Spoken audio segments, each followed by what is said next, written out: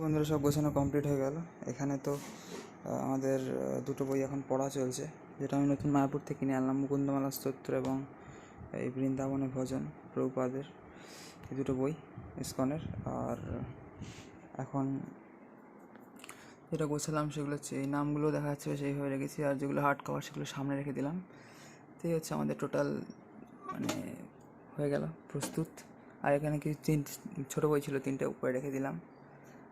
এখানে সব আমার জিনিসপত্র সব ভর্তি করা রয়েছে, এবং এই দুটোতে আর কি এই যে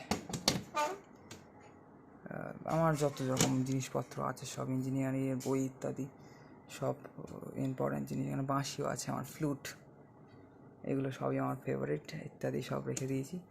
হয়ে গেল টোটাল আমাদের বুকশেক বা ছোটোখাটো লাইব্রেরি বা যাই হোক। বন্ধুরা, সবাইকে হরে কৃষ্ণ, রাধে রাধে।